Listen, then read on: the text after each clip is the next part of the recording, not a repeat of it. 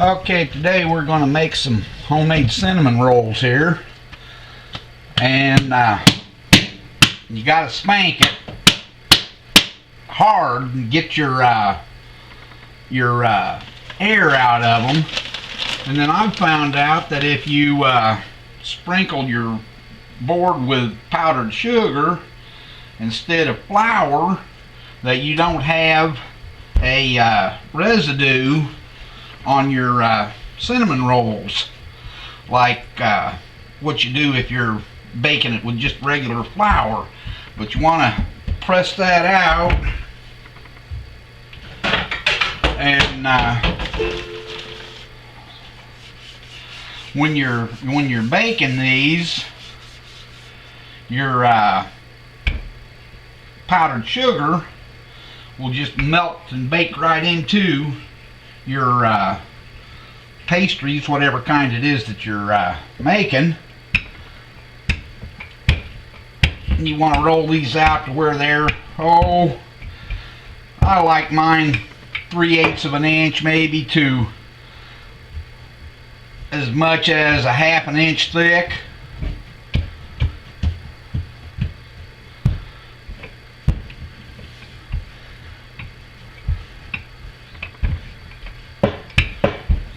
Okay, there's that. And then once you've got your dough shaped, you want to put your butter on it. Don't be afraid to use a little butter. Just smear that on, get all the way out to your edges with it. I use a spatula when I put it on my my rolls.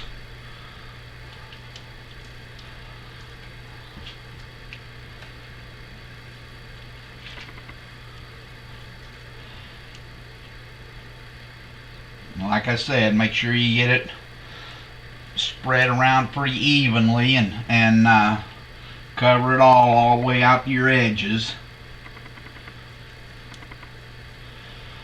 Okay, that should do that.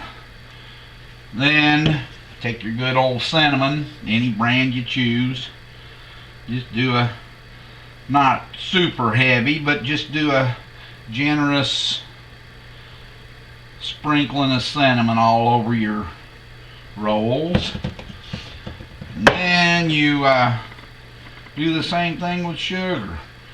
Cover the whole rolls.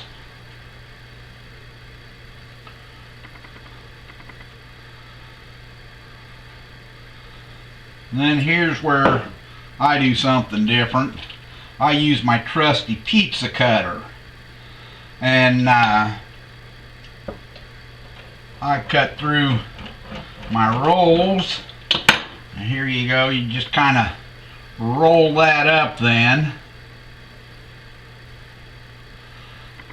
and on your edges you'll have a little smaller roll than what you will once you get into the, I guess they call it the meat of the dough here.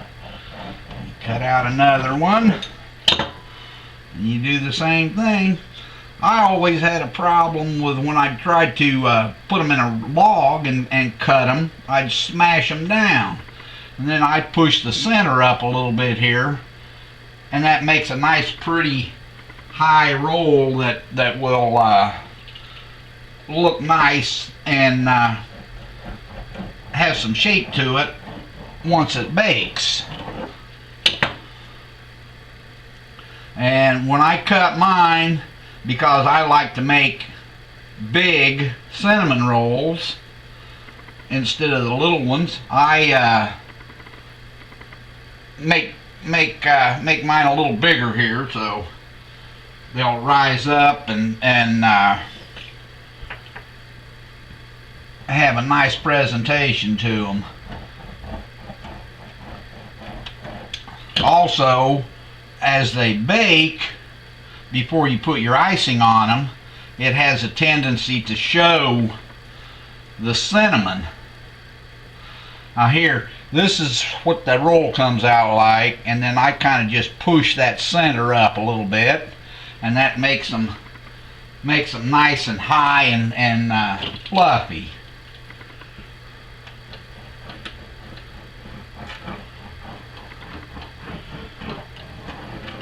Some people will make these and roll them out in a roll and cut them with a pair of scissors, or they'll cut them with dental floss, or different variations of the way to cut it. But this is my own little personal deal here that I came up with, and it works for me. So whatever works for you is what you ought to use.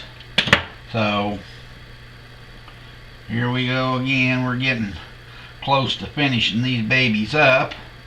And what you want to do when it's colder like this in the fall, what I like to do is heat my oven to about 200 degrees, and then I'll turn that oven off and set these in there for half hour, 45 minutes, something like that, so that they can rise up to where they're almost double in size, and then you're ready to bake them. So here's what my homemade cinnamon rolls look like for today, and hope y'all have a great day. From Lyle Horner'S Kitchen, have a good one.